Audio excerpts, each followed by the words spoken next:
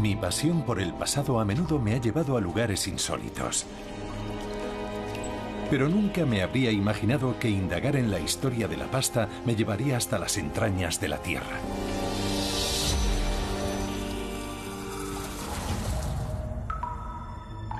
Me llamo John Dickey, soy historiador. Y tengo la teoría de que este hermoso y exasperante país ha alcanzado semejantes cotas de genialidad gracias a su buen comer.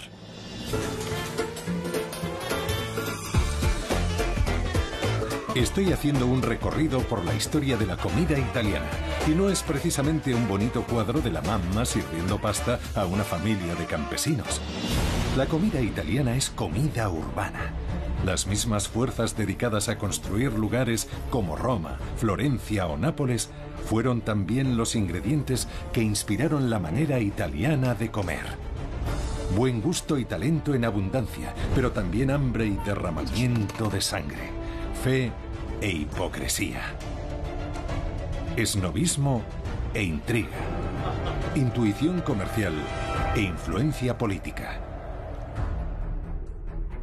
En este programa revelaré los verdaderos orígenes de la pasión italiana por la pasta.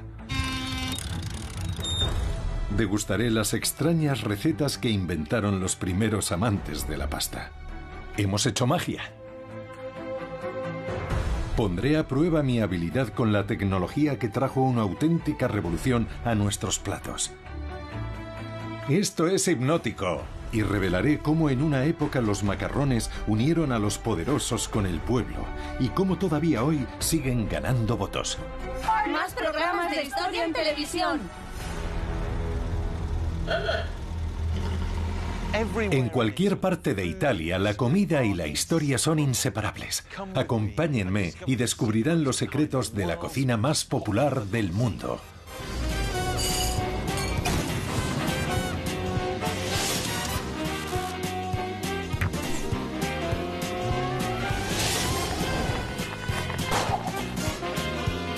Historia de la comida. La historia de Italia en bandeja con John Dickey. La vida privada de la pasta.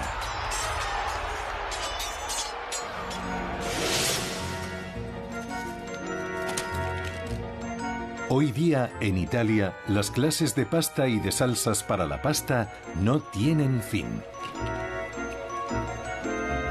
Si las pusiéramos todas en un plato, tendríamos un mapa de Italia en miniatura. Hay infinitas teorías y leyendas sobre los orígenes de la pasión de Italia por la pasta. Una de ellas está tan extendida que conviene desmontarla cuanto antes.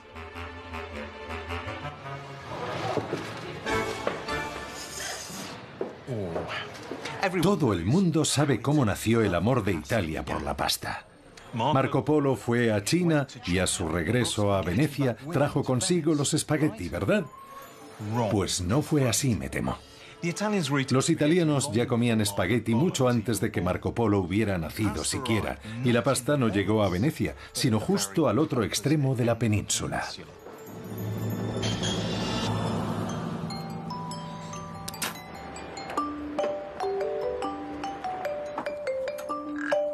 La historia de Marco Polo es un mito.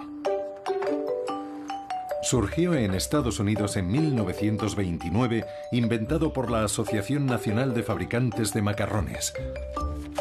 Una maniobra comercial para vender su producto a unos estadounidenses que miraban con desconfianza a los italianos y su comida.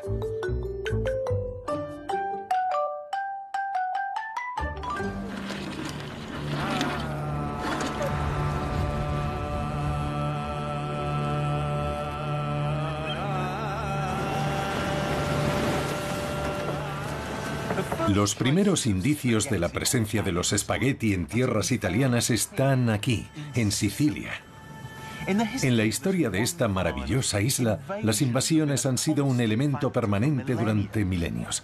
Y los más enigmáticos de sus invasores, los musulmanes del norte de África, fueron quienes trajeron consigo los espagueti.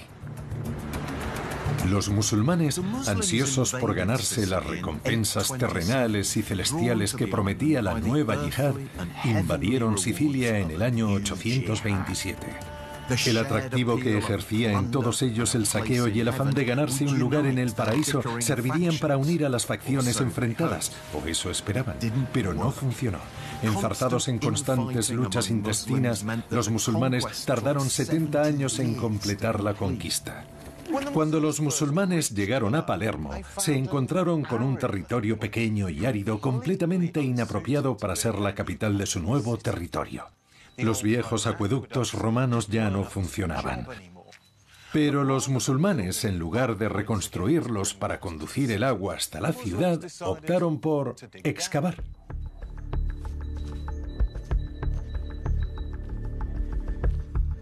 En sitios como este, los musulmanes pusieron en marcha una verdadera revolución agrícola que, además de otras muchas innovaciones, trajo la pasta a Sicilia. Hola, Totò, ¿cómo estás? Hola. ¿Hace frío ahí abajo? Hay una temperatura constante de 18 grados. Totò Samataro es espeleólogo. Va a llevarme a explorar lo que afirma que es el secreto mejor guardado de Palermo.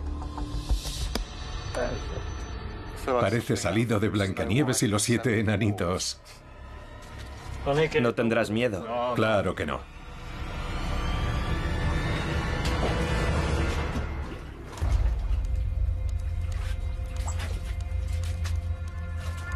Uno de los inventos más importantes del mundo musulmán es el kanat, que en árabe significa conducto o túnel. Extraordinario.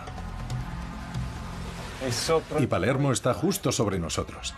Un kanat es un pasadizo subterráneo que recoge y transporta las aguas freáticas sin necesidad de bombearlas. Palermo posee una compleja red construida a una profundidad de entre 8 y 16 metros. ¿Qué son estos muros, Totò?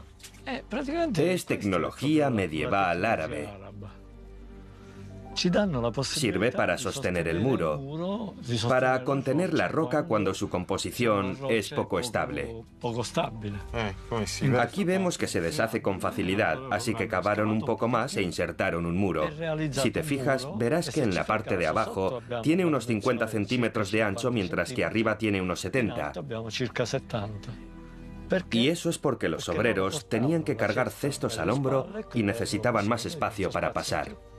Entonces todas estas piedras las trajeron de arriba. Sí, todos estos bloques proceden del exterior. ¿Quieres seguir? Sí, por favor. Mira qué limpia y clara está el agua. Muy inteligentes estos invasores musulmanes, ¿eh? Normalmente los kanats nacen en las estribaciones de las montañas, donde es más fácil acceder a la capa freática. Desde allí conducen el agua con suavidad ladera abajo, normalmente en varios niveles, y la gravedad lleva el agua hasta donde haga falta. A los pozos, por ejemplo. Era un sistema muy simple. Al ir canalizada bajo tierra, el agua no se evaporaba por el camino. Comparada con la del acueducto romano, era una tecnología más avanzada, ¿verdad? Sí, sin duda. Este sistema de galerías permite recoger las aguas de todas las fuentes. Excavar los kanats requería un trabajo descomunal. Podía tardarse hasta 10 años en construir solo unos kilómetros, y encima era peligroso. Las repentinas inundaciones y los derrumbamientos en los túneles mataron a muchos trabajadores. Aquí hay un hueco. Sí, esta es la galería del tercer nivel. ¿Ves? Vamos a entrar en ella. Esta no solo tiene paredes, sino que va techada. ¿Ves? Hay que tener mucho cuidado al bajar. ¿Bajamos? Sí, aquí puedes apoyar un pie en cada lado, ¿ves? Estos son peldaños o salientes que usaban para apoyar los pies. Entiendo. Mientras cavaban.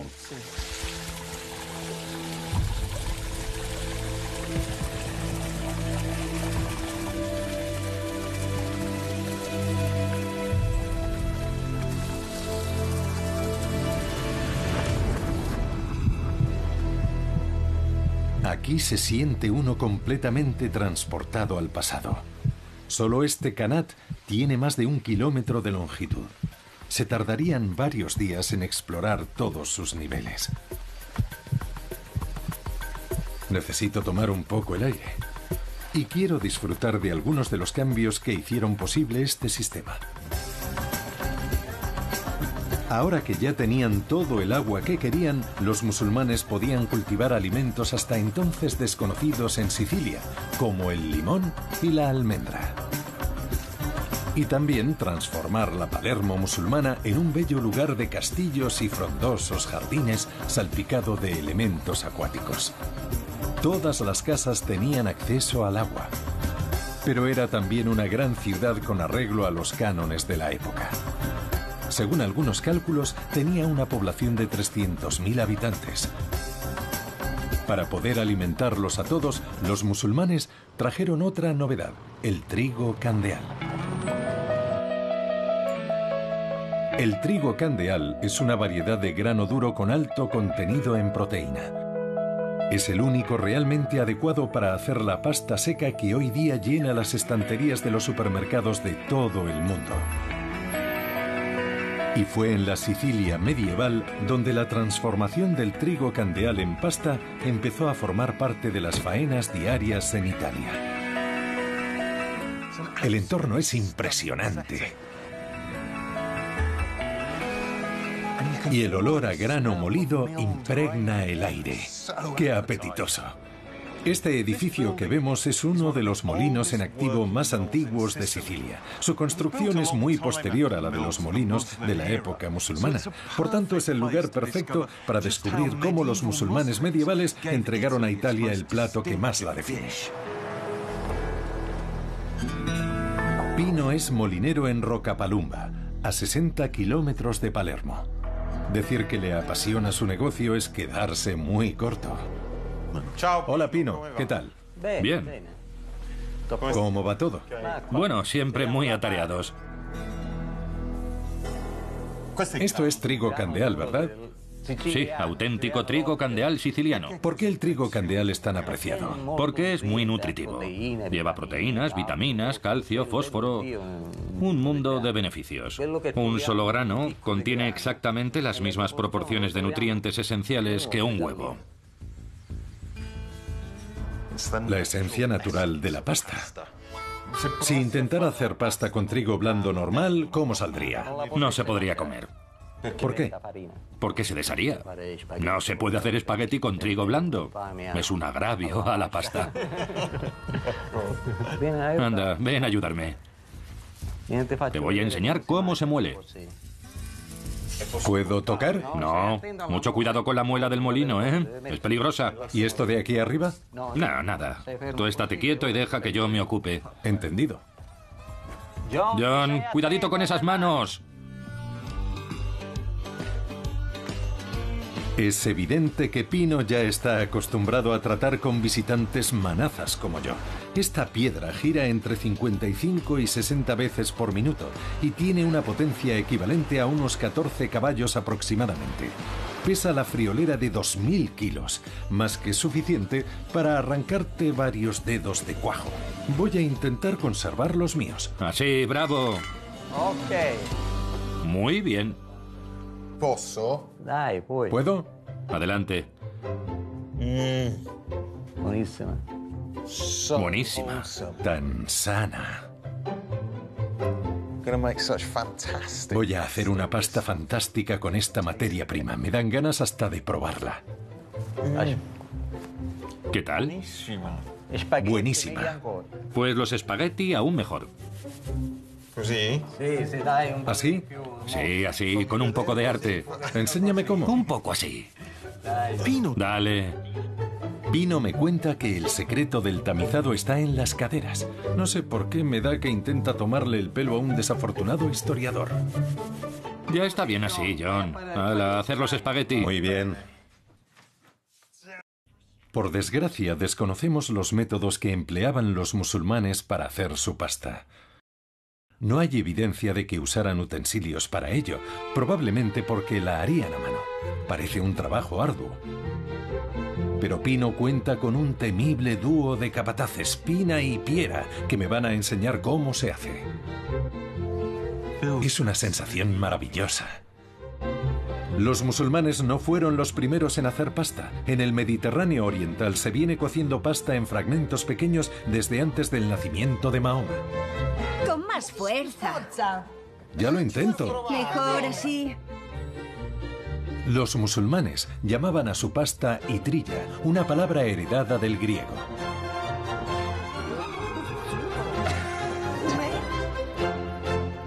Desde luego, los ingleses sois unos flojos. Pero si estoy sudando. Aprende de los sicilianos. Está claro que hacer la pasta a mano en Sicilia conlleva un cierto talante mandón. Tía, ¿así está bien? Muy bien. ¿Y la mía? Bueno, así. En Italia ya se habían inventado algunos platos parecidos a la pasta antes de la llegada de los musulmanes. En la Edad Media ya se hacía algo parecido a los gnocchi y también tortellini, que significa tortas pequeñas. Incluso los antiguos romanos hacían laganum, una hoja de masa frita que podría ser precursora de la lasaña. ¿Entonces cada una de estas se convierte en un espagueti? Eso es, un hilo de pasta. Pero ninguno de estos productos de masa fresca puede conservarse mucho tiempo en buen estado ni transportarse a grandes distancias, y ese fue el cambio que introdujeron los musulmanes. Sabemos que los itrilla eran parecidos a los espagueti, o al menos unos antepasados menores de los espagueti, porque solo medían 4 dedos de un extremo al otro. Serían algo parecido a esto. ¿Veis qué bien me ha salido? Sí, ya has aprendido a hacerlo. Los musulmanes secaban así su itrilla, no tendiéndolos al sol, como pueden imaginarse, sino aquí, a la sombra, donde pudieran secarse despacio de dentro hacia afuera. Una vez secos, ya podían transportarse con facilidad. Porque los musulmanes no solo llevaron la pasta a Italia, fueron los precursores del negocio de la pasta seca.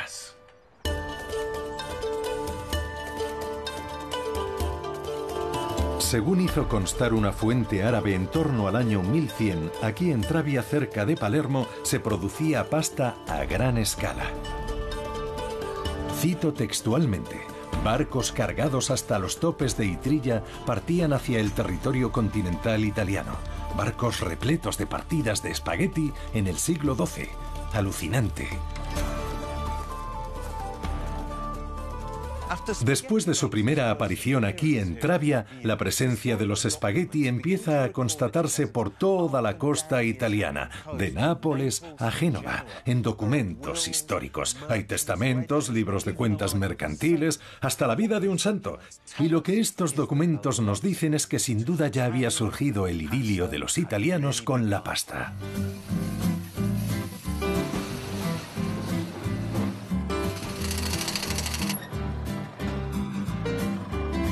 La pasta había emprendido un viaje que terminaría llevándola muy, muy lejos.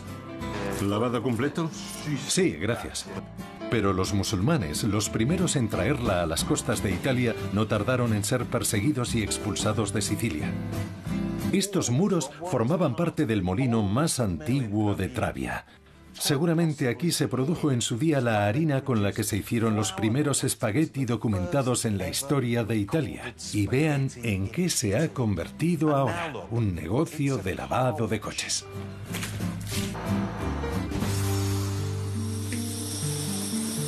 En realidad no se ve gran cosa desde aquí. Voy a ver si puedo subir un poco para hacerme una idea mejor de cómo era este molino.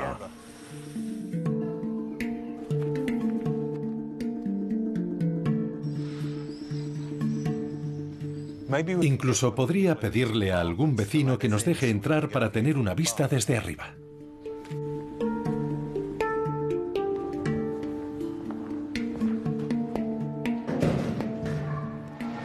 Ahí está. Es una especie de metáfora de cómo han acabado 3 siglos de cultura musulmana en Sicilia. Aniquilación total.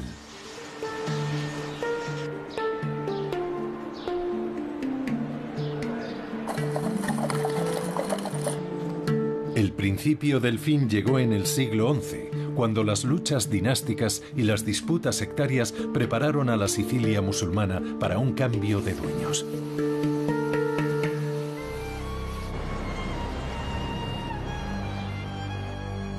En el año 1061 comenzó un nuevo capítulo en el largo historial de invasiones extranjeras de Sicilia. Esta vez los conquistadores procedían de una élite de guerreros del norte de Europa que ya se habían hecho con el poder en el sur de Italia, los normandos. Este es el castillo de Maredolce, Mar Dulce, a escasa distancia de Palermo. En su día fue, junto con un jardín acuático, la residencia de un emir musulmán. Como no podía ser de otra manera, el palacio llamó la atención de los nuevos gobernantes normandos de Sicilia, que se lo apropiaron y lo utilizaron y reconstruyeron, como hicieron con todo lo demás en la Sicilia musulmana.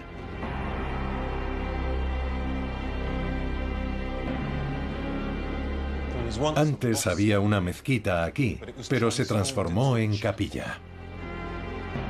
El palacio pasó a ser la residencia del rey normando de Sicilia más famoso, Roger II.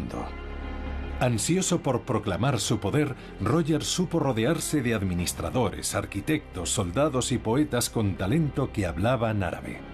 En la corte alternaban con caballeros normandos, obispos italianos, artesanos judíos y gestores griegos. Pero la corte de Roger no era ninguna utopía multicultural. Aquellos hombres trabajaban para él porque les pagaba magníficamente bien. Muchos ni siquiera eran de Sicilia. De hecho, es probable que un caso excepcional fuera el del cocinero, uno de los poquísimos musulmanes autóctonos que trabajaban en palacio. ¿Quién sabe si a Roger le gustarían su sitrilla? Roger exigía lealtad absoluta. Hacia el final de su reinado ordenó a sus hombres que se convirtieran al cristianismo, y al enterarse de que uno de sus asesores musulmanes de confianza le había mentido acerca de su conversión, hizo que fuera arrastrado por el lugar por caballos salvajes. El pobre aún estaba vivo cuando prendieron fuego a su destrozado cuerpo. Mientras, fuera de la burbuja de la vida en la corte, Sicilia estaba cambiando de manera inexorable. Miles de inmigrantes llegaban del territorio continental ansiosos por echar a codazos a los vulnerables musulmanes. En un abrir y cerrar de ojos, la lengua árabe, la fe islámica y todas las bellas muestras de arquitectura de la época musulmana fueron barridas del paisaje, y atrás solo quedaron unos pedazos nada más.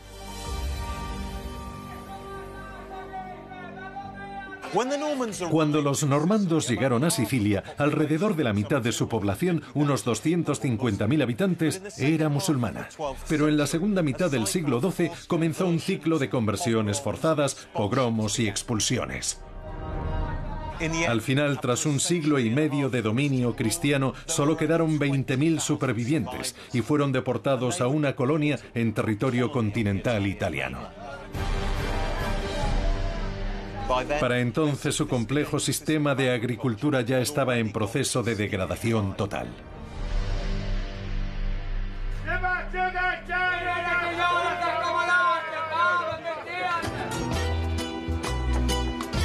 Sin embargo, los nuevos cultivos que habían introducido sobrevivieron, y las espinacas, la alcachofa, la berenjena y el limón han terminado siendo alimentos básicos de la dieta italiana. La cocina siciliana se nombra a menudo como demostración de que el pasado islámico de la isla sigue influyendo en su presente cristiano. Los buñuelos de cuscús y garbanzos se citan como prueba de una feliz continuidad multicultural en el tiempo. Pero yo creo que es una confusión. Tomemos un caso de presunta herencia musulmana, el del postre más famoso de Sicilia, cassata. Este postre me apasiona. El problema es que no hay un solo documento histórico donde diga que existía un postre con ese nombre hasta 450 años después de que se marcharan los musulmanes. Buenísimo.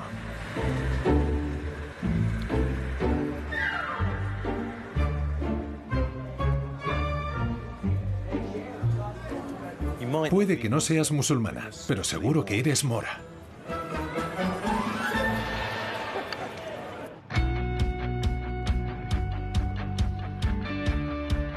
La próxima vez que se coman un plato de espagueti merece la pena que recuerden que es uno de los últimos vestigios de una cultura que ha desaparecido. Es una idea inquietante. No sé a ustedes, pero a mí me saben todavía más ricos ahora que lo sé. En la Edad Media la pasta seca ya había cruzado de Palermo a territorio continental.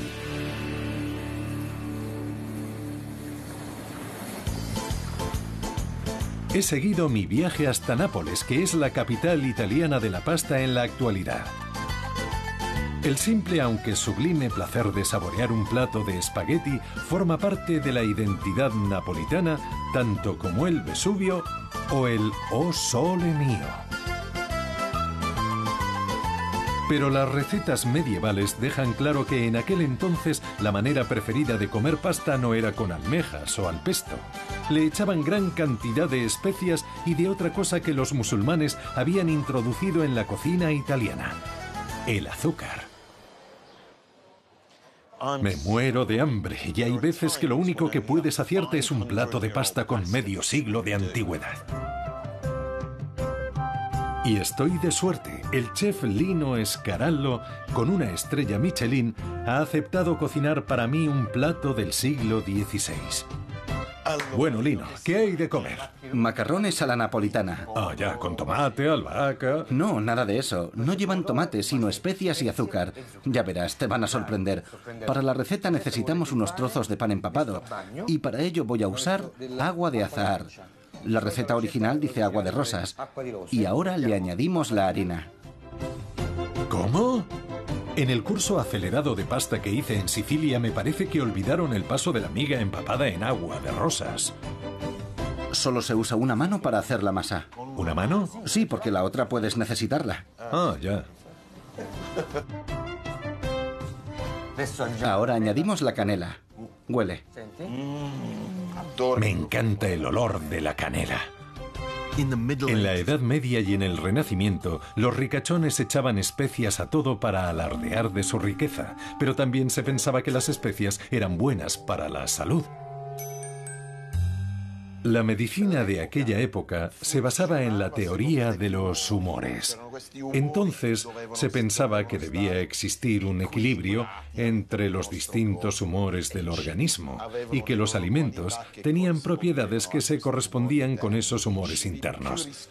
El melón, por ejemplo, era húmedo y frío y se consideraba peligroso, incluso mortal en potencia. Las especias tenían la gran ventaja de ser cálidas y secas y, por tanto, servían para contrarrestar esos llamados alimentos peligrosos. ¡Qué habilidad! ¿Le has puesto sal? Nada de sal. ¿Cómo que no? Esta receta no lleva ni una pizca de sal, cero. Todo lo que admite es azúcar. Huele. Di que sí, muy bien ahí. Muy rica, saldrían unas rosquillas buenísimas. Como las de mi abuela. Los macarrones de la Edad Media no eran necesariamente con forma de tubo como son ahora.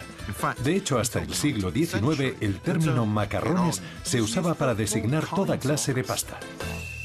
Auténticos macarrones del siglo XVI. Ahora vamos a dorar el pato. Y la pasta la ponemos simplemente en agua, sin sal. ¿Cuánto tiempo? La receta dice mucho tiempo, así que debe quedar bien cocida. Cierto, otros libros de cocina del Renacimiento indican también unos tiempos de cocción tremendos. Vermicelli 1 hora, macarrones 2 horas. Imagínate. ¿No crees que ya están? No, venga ya. Es cocina medieval. Aquí no hay medias tintas. Es cocina mediterránea. ¿Sacamos ya la pasta? No, déjala un poco más. Ten en cuenta que todavía tiene que hacerse un rato en el caldo graso. Ah, con que esto es el caldo graso. ¿Y de qué es? Es grasa de pato. Esta receta es un pasaporte al infarto de la cantidad de mantequilla y grasa de pato que lleva. Me parece que ha llegado el momento de aflojarme el cinturón un agujero. Yo creo que ya está. No, vamos a dejarlo un poco más. La pasta aún tiene que estar muy dura. Debemos respetar las reglas medievales. La pasta debe estar bien cocida. Pues la probamos.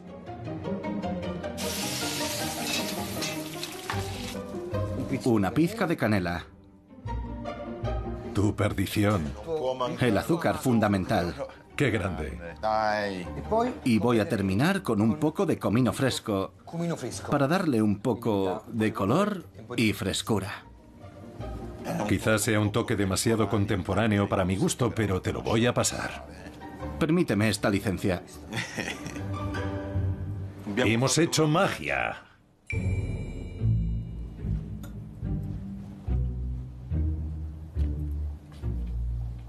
Están tremendamente dulzones. Pero están ricos. Luego ya vas notando el sabor de las especias y otros sabores. La verdad es que pensaba que iba a ser una auténtica bazofia, pero está muy bueno. Pero yo qué voy a entender si soy inglés. Mejor que lo juzguen los napolitanos. Estamos haciendo una campaña para pedir que se sustituya la pasta con tomate por esta otra al auténtico estilo napolitano.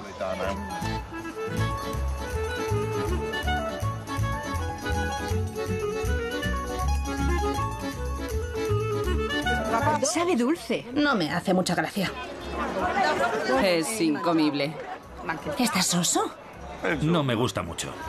No sé, nunca he probado nada parecido. Sabe demasiado a canela. A mí me parece más un postre. ¿Qué quieres que te diga? No me gusta nada. No me gusta. Pienso que es mucho más interesante que un simple plato de pasta con tomate. Para mí no.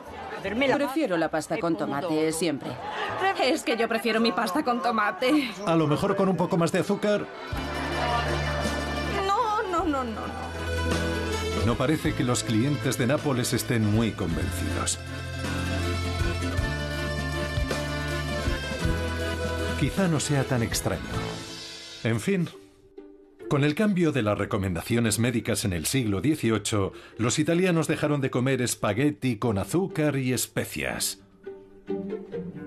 Para entonces en Nápoles se comía más pasta que en ninguna otra parte del país. En el siglo XVIII, los habitantes de Nápoles se ganaron el apodo de mangiamacheroni, come macarrones, y esa reputación se la debían a su rey más que a ningún otro, uno de los monarcas más excéntricos que ha ocupado nunca un trono europeo. El reino de Fernando I abarcaba todo el sur de Italia, además de Sicilia, y tenía su capital en Nápoles. El suyo fue un reinado muy agitado y sangriento, pero también fue un rey con fama de procaz en toda Europa. Solía azotar o dar patadas a sus cortesanas en las posaderas, le encantaba jugar con armas, y era dado a meter mano a su esposa en público. La explicación de las excentricidades de Fernando reside en su infancia, que pasó en su mayor parte aquí, en el palacio de verano de la familia. En 1759, el padre de Fernando se trasladó a Madrid para ocupar el trono de España. Así, aquel niño de 8 años se convirtió en rey de Nápoles. Había grandes esperanzas depositadas en él. Este es el castillo en miniatura en el que se supone que aprendía la estrategia bélica del asedio, como todo príncipe que se preciara de serlo. Antes de partir hacia España, el padre de Fernando mandó que su hijo se criara lejos de la influencia de la Iglesia y la aristocracia. Su intención era impedir que fuera manipulado por algún adversario ávido de poder. Y el rey terminó estando más cómodo en compañía de sirvientes que de duques y duquesas. De hecho, le encantaba compartir sus placeres con la gente corriente. Uno de esos placeres era pescar en la bahía y más tarde vender sus capturas en el mercado, voceando y regateando como los demás dueños de los puestos. Los modales de Fernando eran muy poco ortodoxos, como sin duda les habría dicho cualquiera que lo hubiera visto comerse un plato de espagueti. El rey los tomaba simplemente acompañados de grasa de cerdo y queso gratinado, y se los comía con las manos.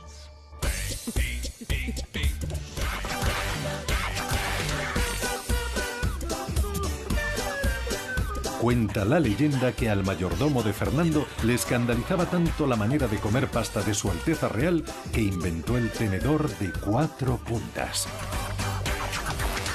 Fue especialmente diseñado para facilitar la tarea de comer pasta.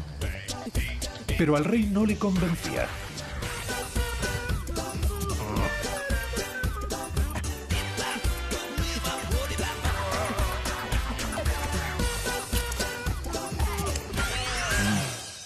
Fernando llegó a comer macarrones con las manos en público, por ejemplo, mientras veía la ópera desde su palco real. Es comprensible que muchos lo vieran como un completo patán. Pero la verdad es que Fernando era mucho más inteligente de lo que pensaba la gente, y sobre todo estaba en contacto con el pueblo.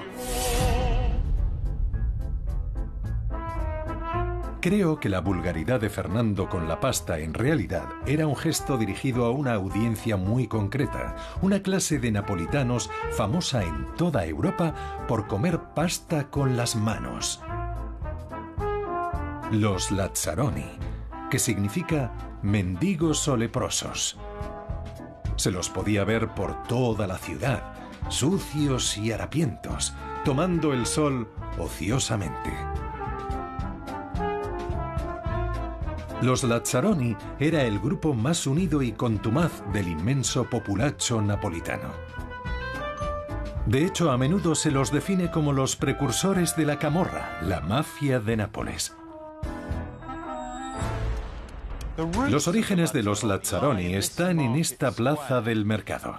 Tradicionalmente aquí era donde se reunía la gente de los barrios pobres de alrededor cuando se preparaban disturbios. Los Lazzaroni usaban la amenaza de los disturbios para extorsionar al gobierno y así conseguir dinero, puestos de trabajo y otros privilegios. El clásico chantaje de protección.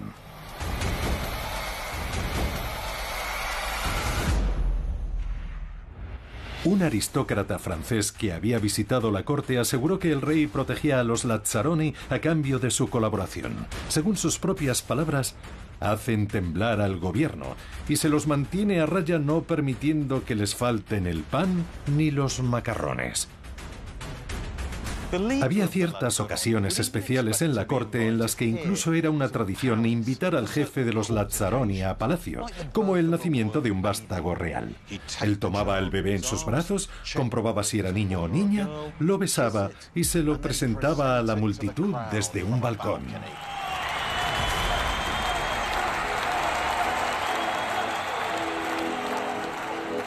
Pero el amor de los Lazzaroni por la pasta no era la única razón de que a los napolitanos los llamaran come-macarrones.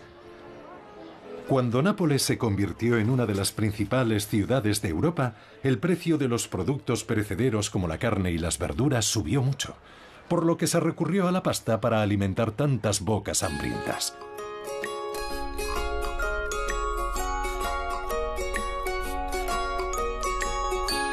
En 1700 había 60 tiendas de macarrones en Nápoles. En 1785 ya sumaban 280. Fue una etapa de prosperidad para toda la cadena de suministro de pasta, que en gran medida se basaba en pequeñas localidades al sur de la ciudad. Esto es Gragnano, una localidad levantada a base de pasta. Si estuviéramos en tiempos del rey Fernando, veríamos las calles llenas de bastidores con macarrones colgando. La razón era que este lugar era una secadora natural. Las montañas situadas a ambos lados forman una especie de chimenea para la húmeda brisa marina que es ideal para secar la pasta. Debía de ser una imagen espectacular.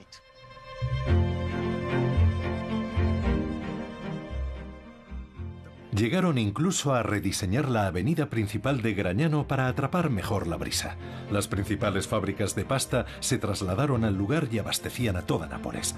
Pero no eran solo las condiciones naturales las que hacían que lugares como Gragnano fueran tan importantes para la economía de la pasta en el siglo XVIII.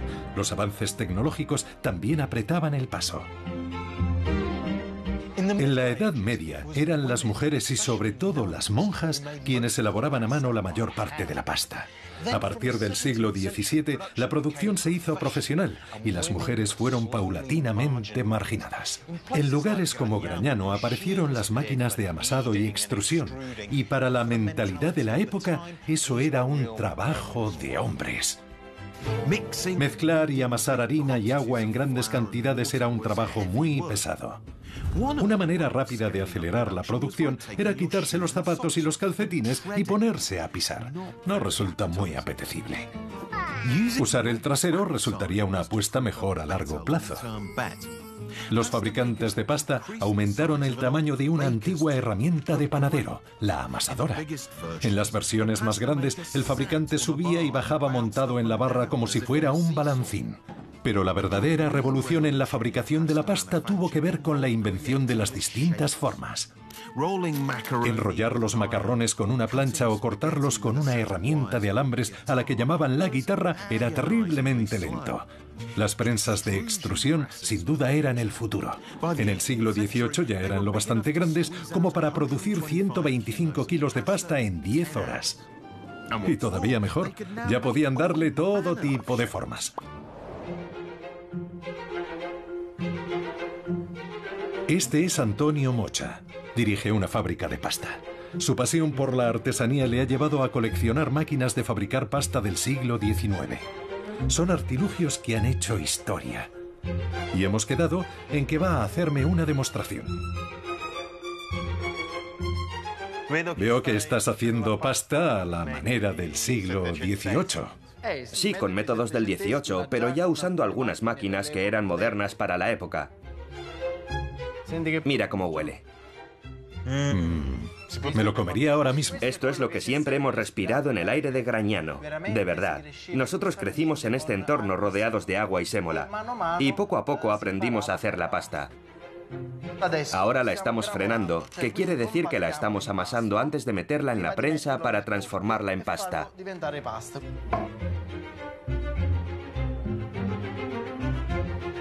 No cabe ninguna duda, esta máquina requiere fuerza bruta. Vamos. Bueno, igual no tanta fuerza bruta.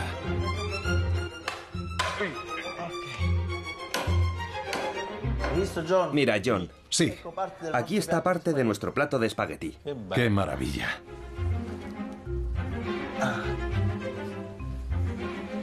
¿Y cuánto tiempo tardará en secar esta pasta? Entre 40 y 48 horas. Es el proceso artesanal que seguimos usando hoy día en nuestra fábrica. Las primeras prensas de extrusión eran herramientas muy humildes, pero pusieron la pasta en la senda que finalmente condujo a su industrialización. Sí, pesa mucho. Déjame que pruebe. A finales del siglo XIX habían proliferado las fábricas de pasta por todo el país. La era de la producción masiva había comenzado de verdad. Es verdaderamente hipnótico. Y hoy la industria de la pasta italiana representa una facturación de más de 4.600 millones de euros al año. A principios del siglo XX, la pasta ya estaba preparada para conquistar el mundo. Los cargamentos de pasta fueron detrás de los emigrantes italianos que se establecieron al otro lado del océano. En 1913 se enviaron 70.000 toneladas por mar solo a Estados Unidos. Con el tiempo, Italia exportaría también su savoir-faire y también su maquinaria, y la producción de pasta dejó de ser local para convertirse en mundial. En la década de 1950 ya se podía encontrar pasta en las cocinas de todo el mundo.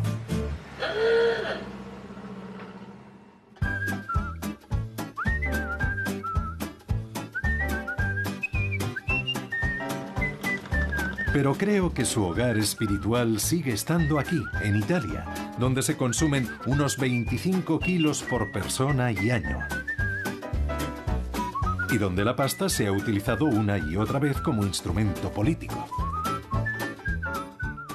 Nápoles sufrió más que la mayoría durante la Segunda Guerra Mundial. Y encima, no tuvo su parte en la recuperación económica posterior a la guerra. Era una ciudad hambrienta con una desconfianza hacia la política profundamente arraigada. Una situación que un líder político particularmente carismático pensó que podía aprovechar. Y cuando decidió presentarse a las elecciones, la pasta tuvo un papel tristemente célebre en su estrategia de campaña. Achille Lauro era un magnate naviero cuya flota había quedado destruida por culpa de la guerra. Su fórmula para reflotar su imperio comercial consistió en combinar la habilidad empresarial con hacerse popular y congraciarse con los políticos. A principios de los años 50 fundó un periódico y se hizo propietario del Nápoles Football Club. Más tarde se presentó a las elecciones por un partido de derechas. Toda coincidencia con Silvio Berlusconi es pura casualidad. Lauro apeló directamente al estómago de los votantes. Creó un comedor donde podías comer gratis si te unías a su partido. Y otra medida todavía más sonada. Repartió gratuitamente miles y miles de paquetes de pasta.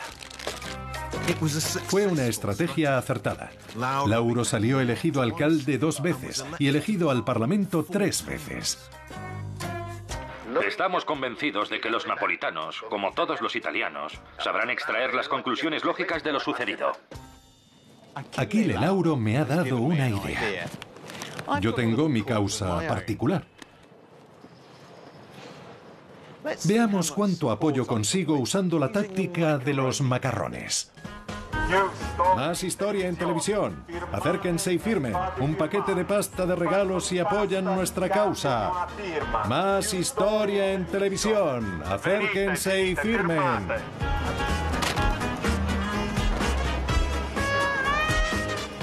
¡No más basura en televisión!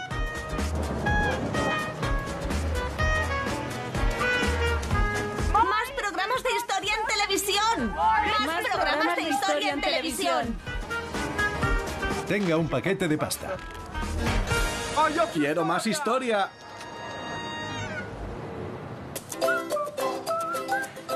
He conseguido un montón de firmas. Y he aprendido que la política de los macarrones tiene su lado positivo. Porque gracias a este intercambio, al contacto directo con el electorado, llegas a saber lo que quiere realmente la gente. Y lo que quiere es que pongan más programas de historia en televisión.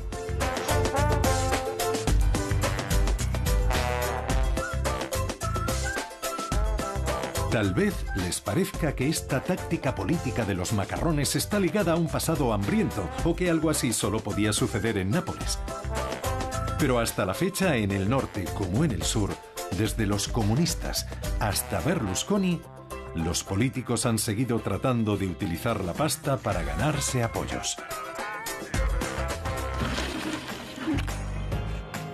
Lo que he aprendido en mi viaje por la historia de la pasta es... bueno, que la pasta tiene una historia agridulce. Que los árabes no solo trajeron los espagueti a Sicilia, sino que además transformaron la isla en un paraíso verde y fértil. Que en el siglo XVIII habría tenido que estar bien cachas para hacer macarrones. Y lo que es igual de importante, ahora sé qué recursos necesitaría si decido presentarme a un cargo público en Italia.